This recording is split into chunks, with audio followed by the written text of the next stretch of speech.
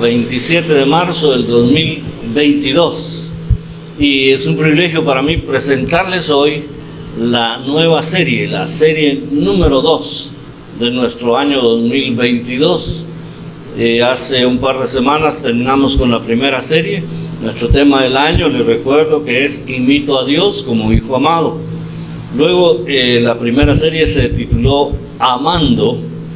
Y hoy comenzamos la segunda serie. Todo va vinculado con el tema del año. El tema de esta segunda serie es Siendo Fiel. Díganlo conmigo. Siendo Fiel. Entonces, si unimos el tema del año con el tema del ciclo, sería Imito a Dios como Hijo Amado. Ok, una nueva oportunidad. Si unimos el tema del año y el del ciclo, diría imito a Dios como Hijo Amado, siendo fiel. Y el tema para hoy es con los que le sirven. Imito a Dios como Hijo Amado, siendo fiel con los que le sirven. Así que les invito a que tomen su Biblia y me acompañen haciendo nuestra confesión bíblica esta mañana. Y decimos, mi Biblia es la palabra de Dios. Revela a Jesucristo mi Salvador, quien nació, murió y resucitó para salvarme del pecado y condenación. Me enseña de la fe, santidad y amor para predicar su gracia y perdón. Desde mi familia y congregación hacia la nación y toda la creación. Y el pueblo de Dios dice, somos casa, somos familia, somos iglesia, busca a Dios y como hijos amados imitamos a Dios. Hoy vamos a leer y a meditar sobre un par de versículos del Antiguo Testamento, de hecho en el Pentateuco. Quiero que me digan alguno qué libros incluye el Pentateuco. ¿Cuál otro? ¿Cuál otro? ¿Cuál otro? ¿Y el otro? Se perdió el orden, pero está bien. Génesis, Éxodo, Levítico, Números y Deuteronomio. Algunos dicen Deuteronomios, no sé por qué, pero es Deuteronomio. Y ese es el quinto libro del Pentateuco. Ahí vamos a ir, hermanos, a Deuteronomio, capítulo 7. Y leeremos dos versículos, el 9 y el 10. Así que cuando encuentre Deuteronomio 7, por favor se pone de pie y todos juntos, a no ser que tenga una versión distinta a la Reina Valera de 1960, pues todos juntos vamos a leer estos dos versículos. Deuteronomio 7, versículos 9 y 10. Leemos esta preciosa palabra que dice así: Conoce, pues, que Jehová tu Dios es Dios, Dios fiel, que guarda el pacto y la misericordia a los que le aman y guardan sus mandamientos hasta 1000 generaciones, y que da el pago en persona al que le aborrece, destruyéndolo, y no se demora con el que le odia. En persona le dará el pago. Qué bonito. Siéntense, hermanos. Qué bonito, pero es como una moneda. ¿Cuántas caras tiene una moneda? Bueno, ¿cuántos lados? La cara solo uno. En un lado tiene la cara y en otro el escudo. Ya han ido cambiando un poco las monedas, pero es dos lados de la moneda. Y esto, como yo lo veo, son dos lados de una misma moneda también. Y tienen que ver con fidelidad, tienen que ver con imitar a Dios, tienen que ver con ser fieles en los aspectos cruciales de nuestra vida y especialmente ser fieles con aquellos que sirven al Señor en nuestro entorno, a nuestro alrededor. Normalmente vamos a tener personas que sirven a Dios. No se confundan, pues no estoy diciendo personas que son pastores, no, porque hay personas que no son pastores y que sirven mucho a Dios. Obviamente los pastores se asume que sirven a Dios, pero hay muchas personas en nuestro alrededor, incluso en su familia, en su centro de trabajo, donde usted se encuentre, generalmente va a encontrar personas que sirven a Dios. Entonces, la fidelidad tiene que ver con esto también para el día de hoy. Y este es el tema de lanzamiento, el despegue de esta serie, porque ya además nosotros recibimos una enseñanza sobre esta serie el día de ayer en los cultos familiares, pero hoy vamos a ir a este tema tan poderoso. Yo pregunto, ¿alguien de nosotros aquí duda de la fidelidad de Dios? Levante la mano y me dice por qué duda de la fidelidad de Dios. ¿Nadie duda? Entonces, mejor cambio la pregunta. ¿Cuántos creen que Dios es fiel, hermanos? Además de mi persona. Muy bien. Algunos siempre se quedan en el ni fu ni fa. Algunos siempre se quedan en el limbo de las decisiones. Pero no importa. Lo que creo que nos da la idea de lo que estamos hablando es lo que la mayoría expresa de alguna manera. Y aquí la mayoría ha declarado que Dios es fiel. Sin embargo, cuando nosotros nos enfrentamos a situaciones complicadas y le rogamos a Dios que nos quite tal problema, que nos ayude en esta situación, que nos sane de tal enfermedad, y pasan los días, y pasan las semanas, y pasan los meses, y hasta los años, y no parece haber respuesta de Dios, ¿seguimos confiando igual en su fidelidad? ¿No desmaya nuestra confianza en la fidelidad de Dios? ¿No hay personas acaso que se frustran porque no ven de manera palpable e inmediata la fidelidad de Dios? ¿Acaso no hay personas que incluso se pelean con Dios? ¿Acaso no hay personas que incluso llegan a negar a Dios? Seguramente alguna persona conoce usted que ha llegado al extremo de negar su fe. Eso se llama apostasía. En un tiempo los conocimos que eran fieles en las cosas de Dios, estaban en la iglesia, servían aquí, servían allá, hacían esto, hacían lo otro, y declaraban abiertamente su fe en Dios, y declaraban que creían en la fidelidad de Dios, pero de repente algo sucedió.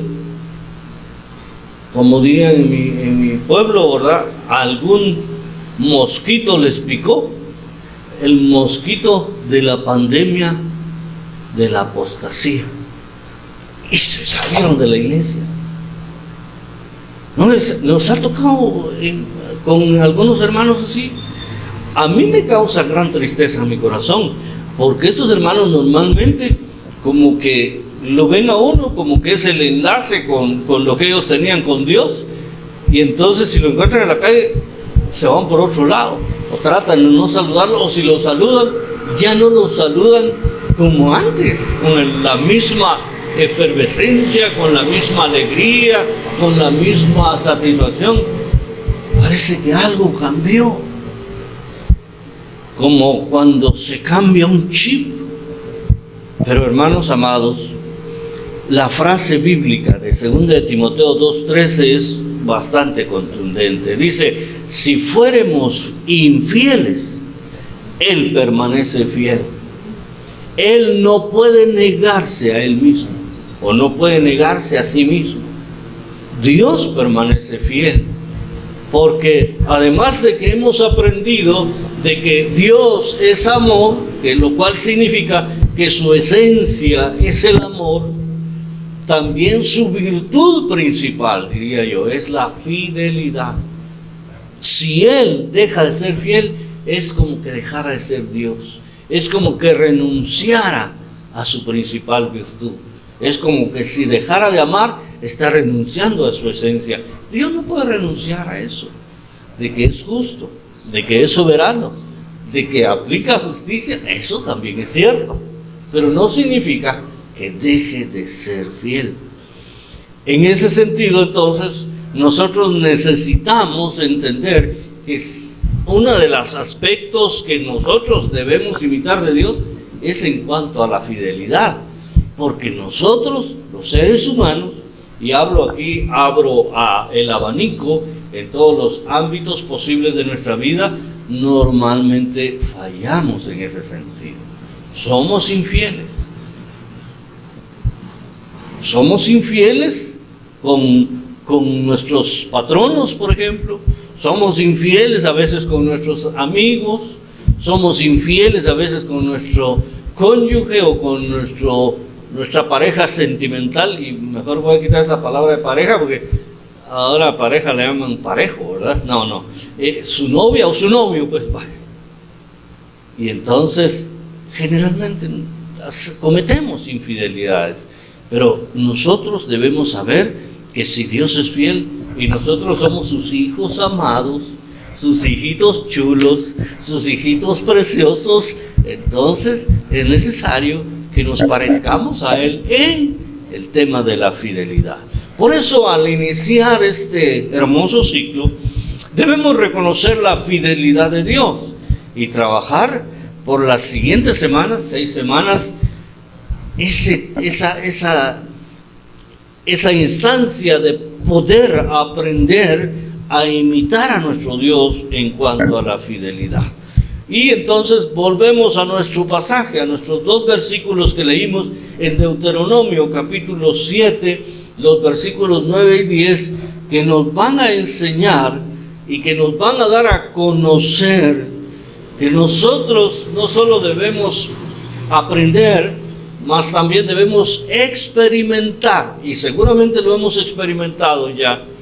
En primer lugar, que nuestro Dios es fiel.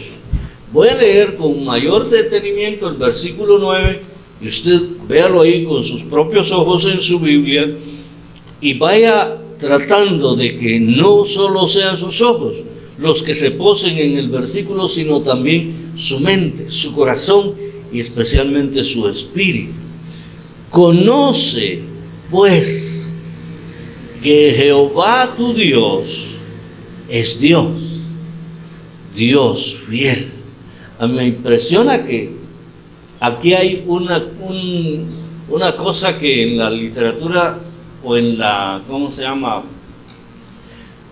Se le llama cacofonía. Un vicio de cacofonía es cuando uno repite mucho una palabra.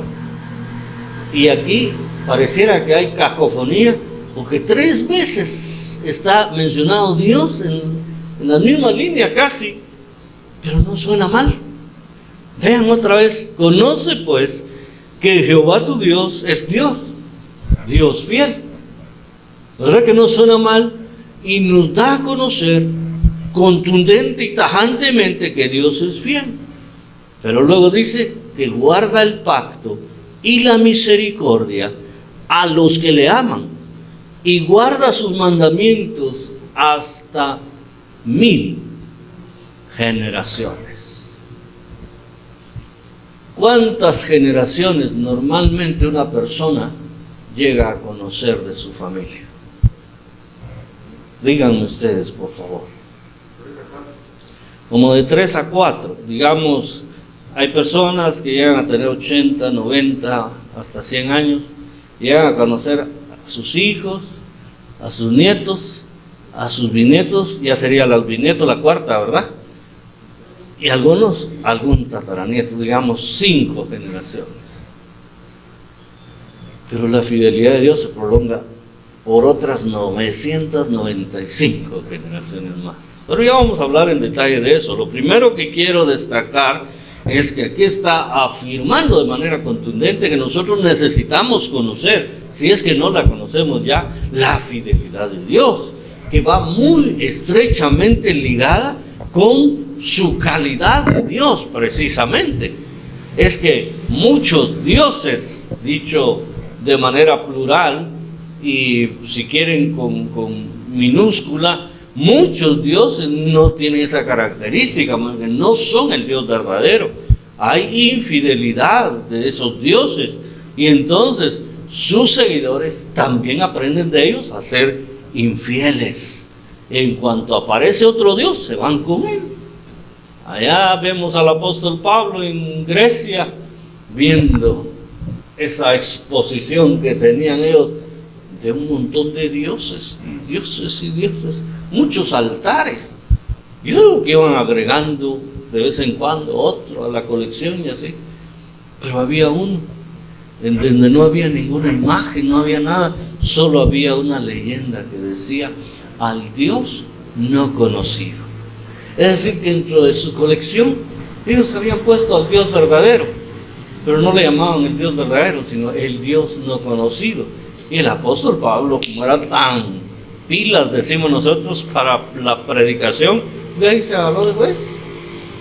Eso que dicen ustedes al Dios no conocido es al que yo vengo a predicarles, a Él les vengo a predicar.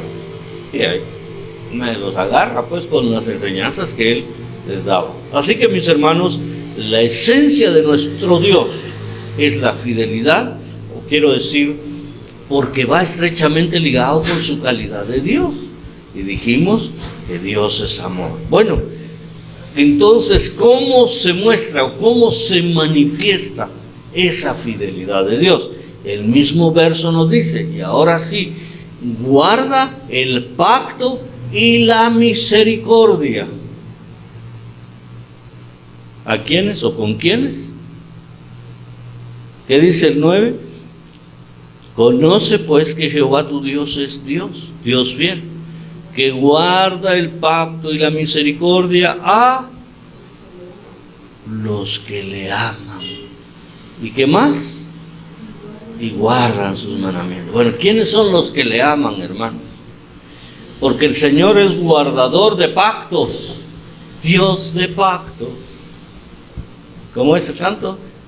Que cumples tus promesas, no, que guardas tus promesas, que cumples tu palabra, que guías mi camino. Ese es el Dios de pactos, el que guarda sus pactos. ¿Y cuáles son los pactos? Las alianzas que Él realiza con el hombre, Él los guarda. Por ejemplo, nosotros estamos en lo que se conoce el nuevo pacto, que se establece a través del sacrificio de Jesucristo. Por eso el Señor Jesús dijo: este es el nuevo pacto en mi sangre. Hay un nuevo pacto y Dios respalda ese pacto y Dios guarda ese pacto. Él no fallará su pacto, mis amados hermanos. Si Dios dice que usted y yo somos salvos por creer en Jesucristo, ese es un pacto al cual Él se comprometió con nosotros y no va a cambiar y no va a venir después de decir: no, pensándolo bien, no, mejor hagan tantas penitencias siempre. No, mejor me van a cumplir con esto y van a hacer esto para ser salvos. Señores, dijo el carcelero, ¿qué necesito para ser salvo? ¿Qué respondió el apóstol Pablo? Ahí está. Y luego aquel etíope eunuco que iba de la reina de Candace y que Felipe se le unió por el Espíritu, fue llevado y le explicó y él creyó. Y dijo: ¿qué impide que yo sea bautizado? ¿Qué respondió Felipe? Si crees, bien puedes. Todo lo que necesitamos hacer para que el pacto de Dios se cumpla con nosotros ahora es creer, pero creer en Jesucristo como nuestro Salvador. Y entonces Él guarda su pacto. Él no dice: no, es que este está muy feo. No, que este ha pecado mucho. Es que no pensé que me iba a encontrar con pecadores de alto calibre. Este está difícil perdonarlo solo por gracia. Este va a tener que cumplir unos cuantos preceptos de la ley. No, guarda su pacto. Y nosotros estamos en ese nuevo pacto, suscrito con la sangre preciosa y poderosa de nuestro Señor Jesucristo. Y en ese pacto Dios derramó su misericordia para con toda la humanidad. La salvación es para todas las personas, para todos los que en cualquier lugar le invoquen, porque creen en Él. Lamentablemente, la humanidad no toda ha respondido igual. Hay mucha gente que se sigue resistiendo que no cree en Jesucristo, que lo rechaza, que lo demerita, que dice cosas negativas de Él, que dice mentiras de Jesucristo, que se inventan otros escritos para justificar su incredulidad. Pero cuando nosotros seguimos el lineamiento del pacto que Él hizo por medio de Jesucristo, Él es fiel a ese pacto. Y por eso, hermanos, dice 1 Juan 1:9, que si pecamos, si nosotros confesamos nuestros pecados, Él es fiel. ¿Y qué más? Justo para perdonar, ¿qué? Nuestros pecados. Y no dice, solo si sus pecados no son tan fuertes. Solo si usted no ha matado a alguien. Solo si usted no ha sido un violador. Solo si usted no ha sido esto. No, simplemente todo pecado es perdonado en el nuevo pacto. Siendo que Dios guarda el pacto y la misericordia para con los que lo aman, nosotros también debemos ser así, hermanos. Debemos procurar ser fieles en nuestros pactos, en nuestras alianzas, en nuestros convenios, en nuestros acuerdos, los contratos que realizamos en la vida, ya sea con nuestro patrono. Yo no sé cuántos de ustedes, hermanos, firmaron un contrato ahí en su trabajo. ¿Firmó, hermano, un contrato? Sí. ¿Tiene una copia del contrato? Lo sabe, lo han leído, sabe qué dice ahí. Manuel Álvaro, ¿usted firmó? Manaminta, también. Yo sinceramente no me recuerdo haber firmado nunca ningún contrato, pero de plano no es que no lo haya hecho, sino que ya mi memoria no me da. Pero ese es un pacto entre el patrón y el trabajador. ¿Cuántos se casaron ya? Hermano Álvaro se casó, hermana Ceci. Los demás, hermana. Todos los que nos casamos firmamos un pacto, un contrato.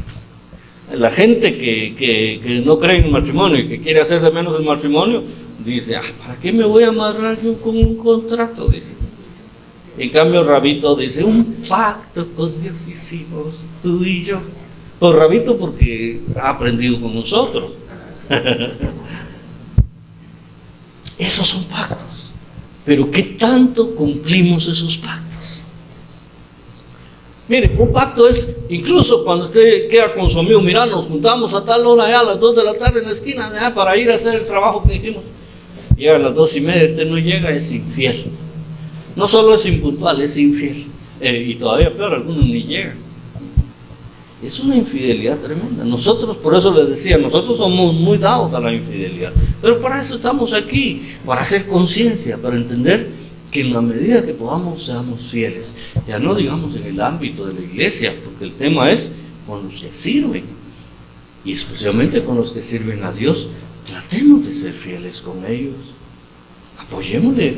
Hermano, ¿me va a ayudar en el diaconado? Sí, con mucho gusto, hermano. Y no llega, es infiel. Hermano, ¿me va a ayudar a ir a traer invitados para el grupo? Que ahorita no estamos haciendo grupos como tales. Está bien, hermano. Y después llega media hora tarde, ya que empezó el grupo, y una justificación que nadie se la cree. Hermanos, aprendamos a ser fieles, porque no importa con quién los realicemos, debemos cumplirlos, honrarlos, respetarlos y sobre todo hacer valer nuestra palabra.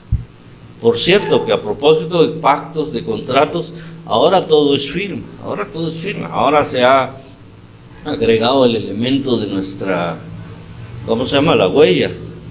Usted va a un banco, ya no le... Antes recuerdo que cuando uno iba a retirar unos sus centavitos con su tarjetita de ahorro ahí, decían, hágame otra firma aquí en la boleta que uno ya había hecho y firmado, que quería retirar 100 quetzales. Le pedían que firmara otra vez para ver si era la misma firma. Ahora ya no le piden, ahora le dicen, ponga su dedo aquí en este aparatito. Porque ya no se confía en la fidelidad de la gente. Pero hubo un tiempo en que la gente vivía por la palabra. Por eso todavía hace pocos años decían, ¿me da su palabra? Pero la palabra de algunos, para ser honestos, ya no vale mucho. Antes la palabra era de honor. Y nosotros tenemos que rescatar esos conceptos porque nosotros imitamos a Dios. Y si es un contrato, es un compromiso con la gente que ama y que sirve a Dios, con mayor razón, hermanos, tratemos de cumplir nuestros pactos con el Señor. Pero hay que hacer notar que aquí dice el versículo 9: conoce pues que Jehová tu Dios es Dios, Dios fiel, que guarda el pacto y la misericordia, pero dice a los que le aman y guardan sus mandamientos. ¿Qué significa esto? A los obedientes, a ellos les guarda su pacto. Con ellos se compromete el Señor, porque Jesucristo, por volver al ejemplo de nuestro Señor del nuevo pacto, Él dio su vida por la humanidad, Él dio su vida por todos. Pero como no todos son obedientes en creer, no todos son obedientes en recibirle como su Salvador, ellos no entran en el pacto.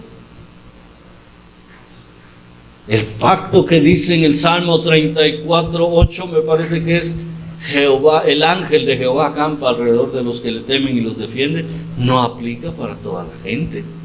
No aplica solo porque yo lo diga, aplica si yo verdaderamente temo a Dios y eso refleja mi obediencia a Él. Entonces, el Señor guarda sus pactos, pero con aquellos que le obedecen. Recordemos que el amor se demuestra con obediencia. Si nosotros decimos amar a Dios, nosotros debemos ser obedientes al Señor, a su palabra y a todo lo que Él demande de nosotros. Debemos demostrar que nuestro amor es práctico, que es verdadero, que no es de teoría, que no es de manual. No, es vivencial el amor y la obediencia a todo lo que Dios nos indique. Ok, pero hay algo más. Todavía agrega el versículo que ese pacto lo guarda con los que guardan sus mandamientos. Él es fiel a ese pacto. Pero al final del verso, y dice hasta 1000 generaciones. Aquí esto es lo que me faltaba. Que el pacto, si yo soy obediente, el Señor va a guardar su pacto para con mis hijos también, para con los hijos de mis hijos, para con los hijos de ellos y las siguientes 1000 generaciones. Claro está, se requerirá que ellos también sigan en el camino de la obediencia, porque si alguien de ellos se sale de ahí, Dios ya no tiene obligación de ser fiel en ese pacto para con Él. Pero si ellos son fieles, mire qué bendición, hermanos. Y tenemos ejemplos en la Biblia, porque cuando uno dice 1000 generaciones, hermano, entonces yo por mí puedo salvar a toda mi gente, a toda mi familia. No, porque cada uno tiene que hacer su propia parte. Y el hecho de decir 1000 generaciones suena un poco exagerado, ¿no? Suena, porque ¿hasta cuándo? Ya hablamos de tataranietos. Algunos difícilmente conocen a sus tataranietos. Ya 1000 generaciones. ¿Cómo voy a saber que Dios cumplió su pacto con la generación número 1000 de mi descendencia? Pero aquí está hablando de que Dios no tiene límite para guardar el pacto en fidelidad para con la descendencia de aquel que es temeroso de Él, de aquel que cumple sus promesas, de aquel que obedece la palabra del Señor y que obedece a sus mandamientos también. Como dije, ellos tendrán que mantenerse en el camino de la obediencia. Un ejemplo claro que tenemos en la Biblia, hermanos, de esto es el caso de David. A David el Señor le hizo una promesa muy fuerte, muy seria, de que su descendencia siempre estaría en el trono de David. Y fíjense ustedes que no todos los descendientes de David fueron reyes, pero de su descendencia siempre hubo quien obedeció, quien se sujetó y quien se mantuvo en el trono. Y el último descendiente de David sería Jesús, nuestro Señor, que será el rey por excelencia, o es el rey por excelencia, y que reinará en la tierra durante 1000 años, en el que conocemos nosotros como el reino milenial. O sea, la promesa de Dios para con David está ahí, el pacto está siendo guardado por él también en su fidelidad. Pero ¿qué pasa con nuestro Dios? Que no solamente es fiel para cumplir y guardar sus pactos, sino que también es justo y es pagador de aquellos que no se sujetan, de aquellos que no obedecen, de aquellos que no aceptan sus pactos y sus promesas. Mire lo que dice el versículo 10, y esto sí me da un poco de pena. Y que da el pago en persona al que le aborrece, destruyéndolo. Y no se demora con el que le odia, en persona le dará el pago. Además de guardar sus promesas, además de guardar sus pactos para con los obedientes, Él también tiene una retribución para el que no guarda sus pactos, para el que no le reconoce con su lealtad, con su señorío, para el que no le reconoce como Dios, para el que le desprecia, dice aquí, para el que le rechaza. Ya hemos hablado de la gente, de que hay mucha gente que rechaza a Dios, que cree más en las criaturas que en el Creador, o que cree en otro tipo de dioses o en otro tipo de situaciones. ¿Quién será entonces el que le aborrece? Porque aquí lo que estamos viendo es que Dios se constituye como un Dios justo. Por eso decíamos que Él es fiel y justo para perdonarnos. Pero la justicia incluye el pago que le corresponde a cada uno. Esa es la justicia. Y entonces, al que le aborrece, la idea de aborrecer aquí, hermanos, para nosotros es fuerte. Porque para nosotros cuando decimos, y aborrezco a esta persona, estamos diciendo que no lo podemos ver ni en pintura, que quisiéramos que le pase lo peor. Eso es el aborrecimiento desde nuestra perspectiva. Pero la idea a través del tiempo ha cambiado, hermanos. En comprensión para su aplicación aquí, podemos decir que aborrecer es dejar a Dios en un plano secundario. No necesariamente que se ensañe contra Dios, que Dios aquí, que Dios allá, no. Simplemente con que no le dé prioridad a Dios. Por eso Mateo 6:33 dice, mas buscad primeramente el reino de Dios y su justicia. O lo que bien decía mi hermano Álvaro al principio de este culto, buscad a Jehová mientras puede ser hallado. Eso es darle prioridad, eso es darle el primer lugar. Pero cuando hay personas que lo dejan a Dios en segundo plano, ahí estamos en problemas. ¿Vas a ir al culto? Voy a ver si me da tiempo, que tengo que ir a jugar. ¿Vas a ir al culto? Mira, tengo que ir a hacer un mandado, pero después vamos a ver. No le damos la prioridad. Hermanos, estamos en pandemia. Algunos de ustedes, por razones de su trabajo, de estudios, de otras situaciones, solo vienen el domingo, no pueden venir esta semana. Y que falte ya 2 domingos seguidos, ya son 2 semanas de no estar congregándose. Y digo yo, y si ni siquiera su culto familiar hace el sábado, entonces, ¿estamos siendo fieles o estamos aborreciendo a Dios? Lo estamos poniendo en segundo plano. Y estamos hablando de personas que decimos creer en Cristo, pero hay personas que ni quieren saber de Dios. Eso es lo que dice aquí. Aborrecer a Dios es restarle importancia, no darle el lugar que le corresponde. Hemos hablado en algunas ocasiones de quién está en el trono de nuestro corazón. ¿Es Dios o es usted? ¿Es Jesucristo o es usted? Porque algunos se aman tanto a sí mismos que se sientan en el trono de su corazón y alrededor de él está su trabajo, su familia, sus estudios, el deporte y todo lo demás. Y por ahí en una de esas citas alrededor aparece Dios. Porque yo sí creo en Dios, usted. Pero el que está en el trono es uno. Pero cuando nosotros decidimos ser fieles a Dios, como Él es fiel, entonces cambiamos de lugar. Señor, hacemos, ¿cómo se llamaba aquel juego, mi amor? Quemazón y revolución. Me recuerdo que había un juego así. Quemazón y revolución. Era intercambiarse los lugares. Señor, tú te pasas aquí, yo me paso a esa silla. Tú eres el que debe estar en el trono. Eso es darle el primer lugar a Dios. Entonces, el que le aborrece simplemente no toma en cuenta a Dios, ni le pide dirección a Dios, ni se encomienda a Dios en ningún momento. aunque diga creer en Dios. No se necesita decir, no, yo no creo en Dios. No, nuestras actitudes, nuestra forma de ser refleja eso. Entonces, con ellos, dice aquí que le dará su pago, pero no crea que el pago va a ser su cheque de $1 millón. No, su pago es lo que le corresponde, porque Él es justo. ¿Qué es lo que pasa? Bueno, esta persona no me da prioridad, no me da el primer lugar, no me reconoce, entonces Dios retira su mano. Hay pasajes en los Salmos que dice que Él vuelve su rostro, le da la espalda, entonces, porque ellos le dieron primero la espalda a Él. Eso necesitamos considerar nosotros para no caer en esos errores, aún siendo hijos de Dios, aún siendo cristianos, porque esto de dar la espalda a Dios lo hicieron incluso literalmente los propios sacerdotes de Israel en alguna oportunidad. Creo que es Ezequiel el que describe una escena donde ellos se paran afuera del templo y miran hacia el oriente, no sé hacia dónde, dándole la espalda al templo del Señor. Hermano, eso es tremendo. En cambio, Daniel, ¿qué hacía?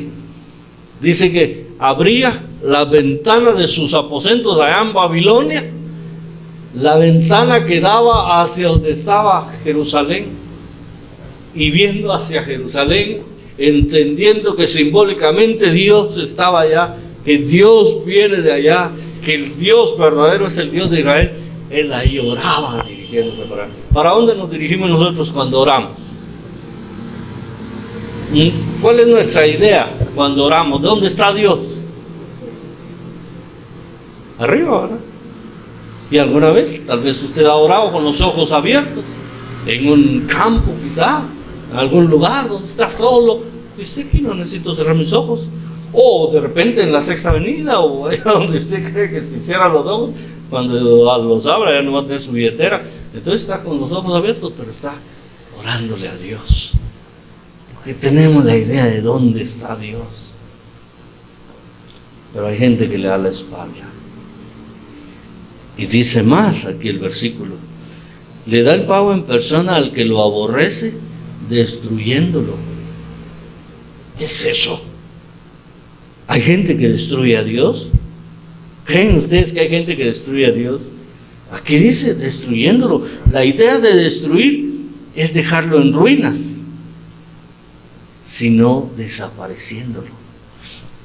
O sea, la idea no es tanto que la gente que aborrece a Dios destruye a Dios, sino que Dios destruye a esas personas.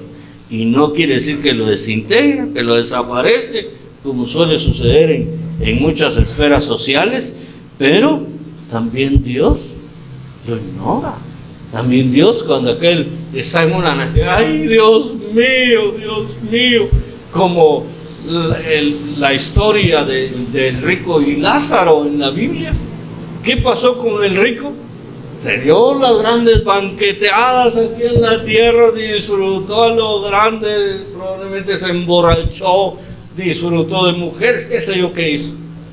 Y cuando ya estaba allá en las llamas del infierno, dice la Escritura que clamó al padre Abraham, viendo que en el seno de Abraham estaba un pobre mendigo llamado Lázaro, que se arrimaba a comer de las migajas de su mesa. Y le vio a Lázaro y dice: Señor, sácame de este tormento. Manda a Lázaro que moje su dedo en agua y que venga a mojar mis labios. Y creo que esa es la destrucción más fuerte que puede experimentar una persona. ¿Cuántas gentes hay a nuestro alrededor, hermanos? Que ese es el destino eterno que llevan.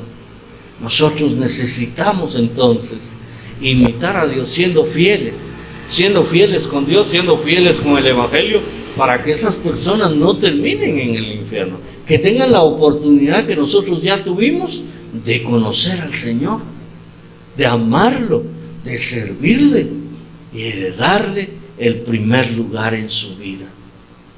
Porque el pago de Dios no se demora. El pago de Dios no se demora. ¿Cuántas veces las señoras que compran vajillas a plazos, o le llevan el recibo por el pago de la extracción de basura. Dice, puede venir tal día, dice. Y uno dice, pobrecita, ¿saber cómo le estará yendo? Que pide plazo. Venga, la otra semana le voy a pagar.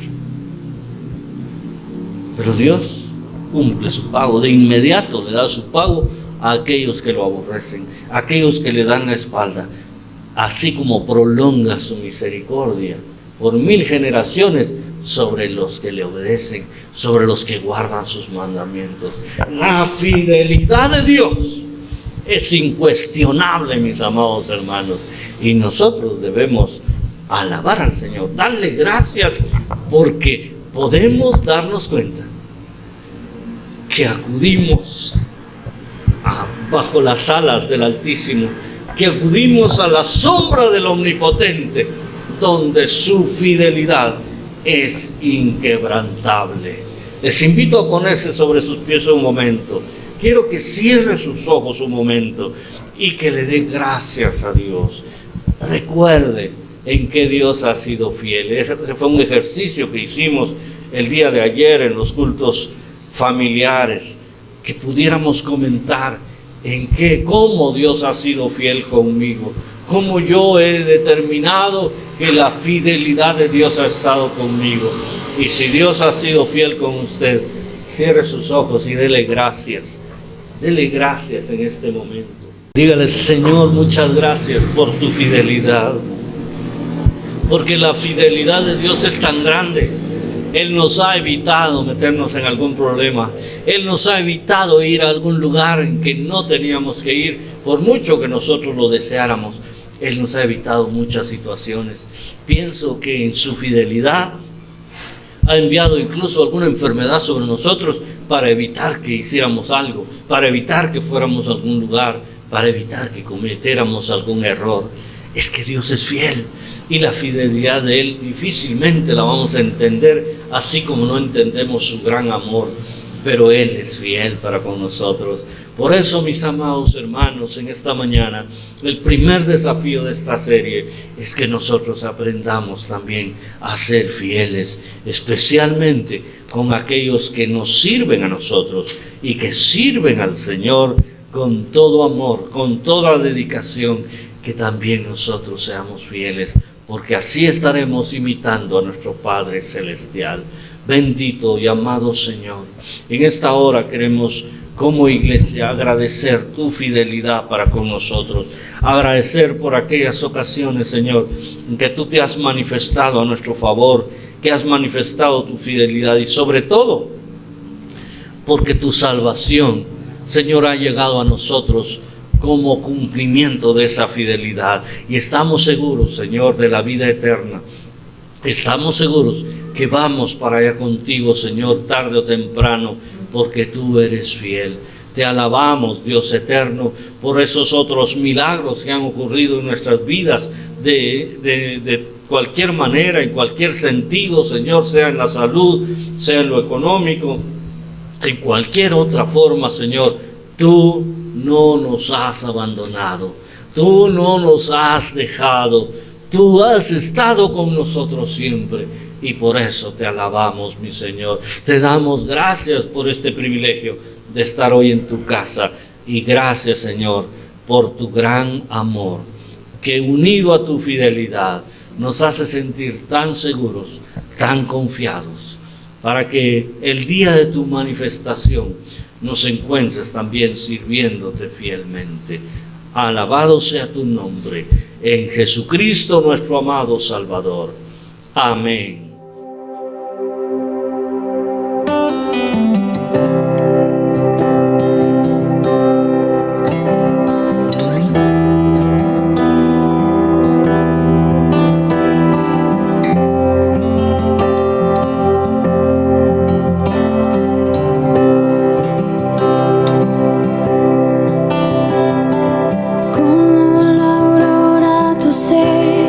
Se ha convertido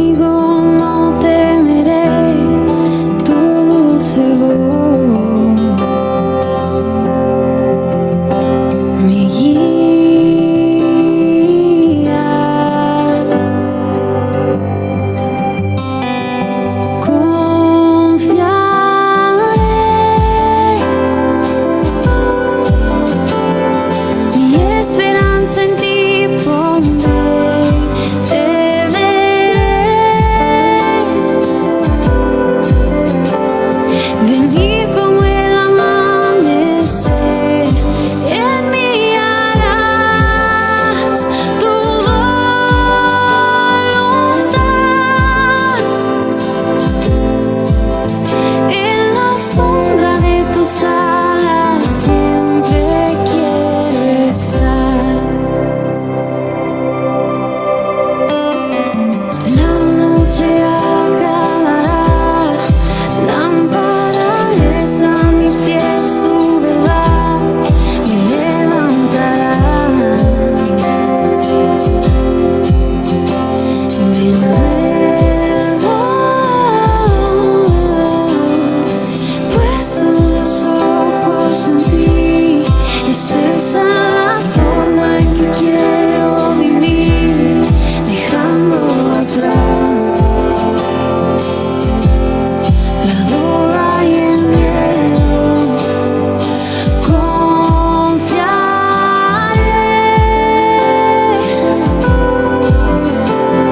mi esperanza en ti, pondré, te veré. Venir como el amanecer, en mí harás tu voluntad. En la sombra de tus alas siempre quiero estar. Oh. The sky